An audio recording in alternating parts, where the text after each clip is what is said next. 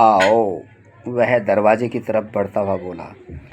हम बाहर निकले, फ्लैट को लॉक करके जीप में सवार हुए और स्टेशन रोड की ओर रवाना हो गए।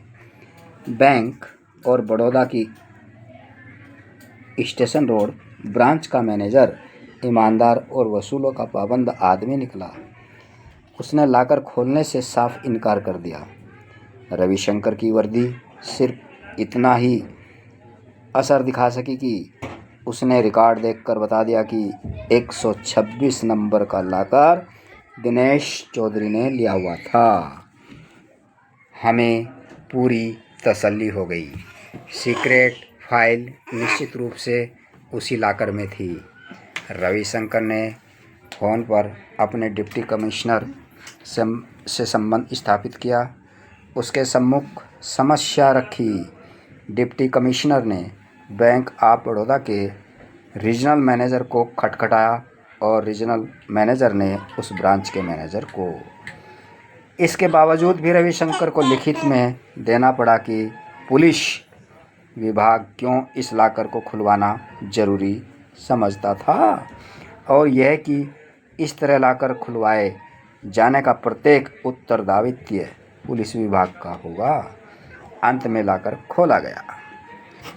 उसमें करीब 1 फुट लंबा, 8 इंच चौड़ा और 8 इंच ऊंचा गत्ते का डब्बा मौजूद था। अत्यधिक उत्तेजनावश मेरा दिल धाड़ धाड़ पसलियों में बज रहा था। हाथ पैर कांप रहे थे। माथे पर पसीना छलक आया था। लगभग ऐसी हालत रविशंकर की थी। उसने कांपते हाथ से डब्बा लाकर से निकाला बाहर। डब्बे के ऊपर एक लिफाफा रखा। तुम्हारे लिए एक चिट्ठी है।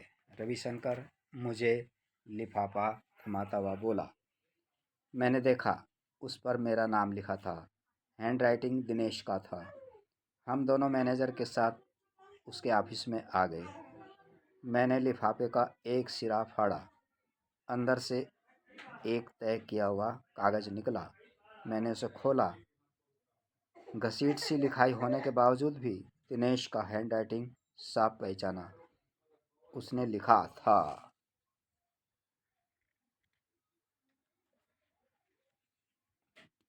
मेरे प्यारे दोस्त अजय, मैं यह खत चलती ट्रेन में लिख रहा हूँ और यह तुम्हें तभी मिलेगा जब तुम सीक्रेट फाइल तक पहुँच जाओगे।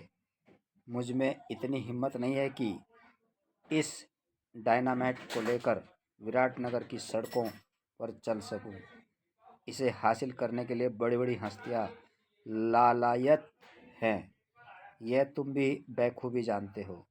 गोपनीयता की दृष्टि से यह भी मुमकिन नहीं है कि तुम्हें खुलेआम इसे सौंप सकूं या इसका आता पता बता सकूं।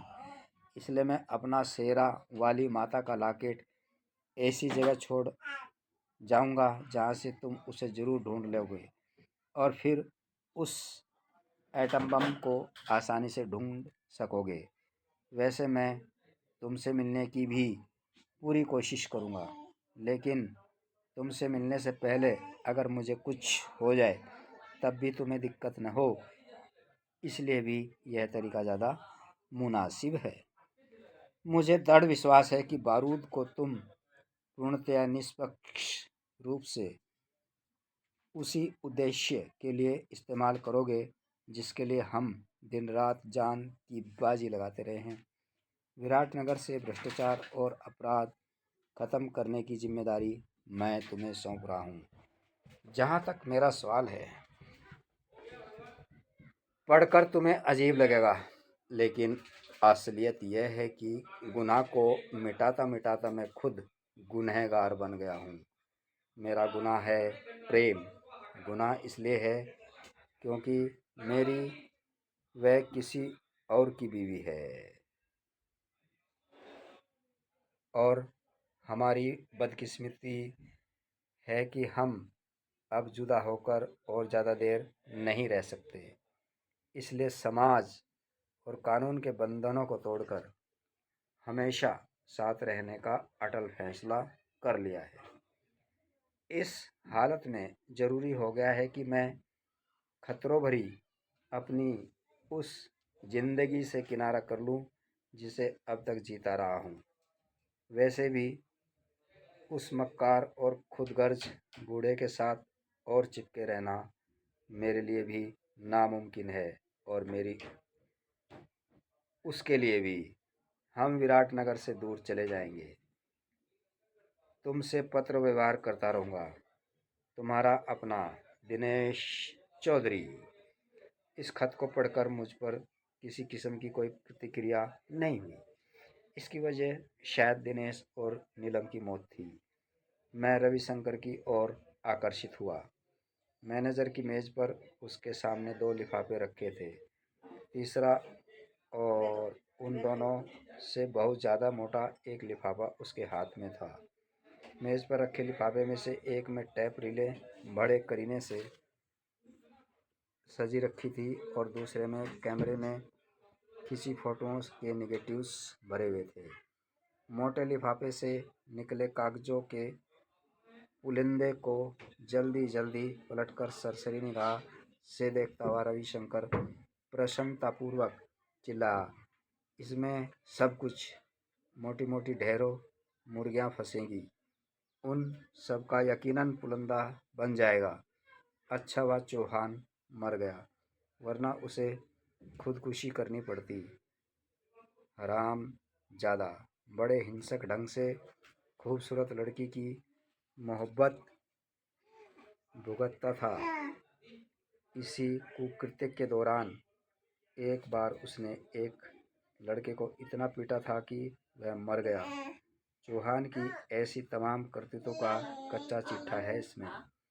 मैं खड़ा हो गया। अब यहीं बैठे रहोगे? मैंने कहा, या यहाँ से चलोगे भी? रविशंकर ने तीनों लिफाफे वापस गत्ते के डब्बे में डाले और खड़ा हो गया। बैंक मैनेजर को गावदियों की तरह ताकता छोड़कर हम बाहर निकले। जीप में सवार होते समय रविशंकर ने मुझे टोका, तुम्हारी तबीयत तो ठीक है?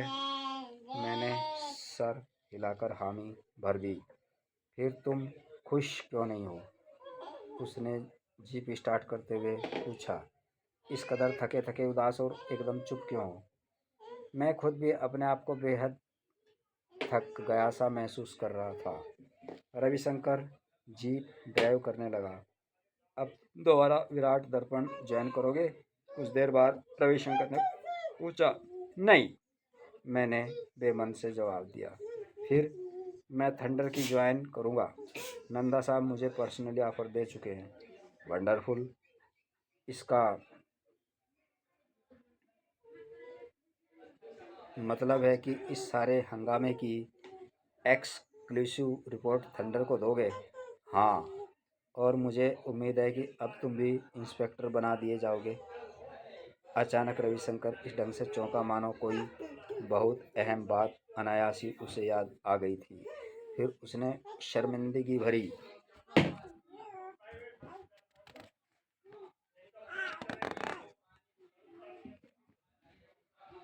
नज़रों से मेरी ओर देखा।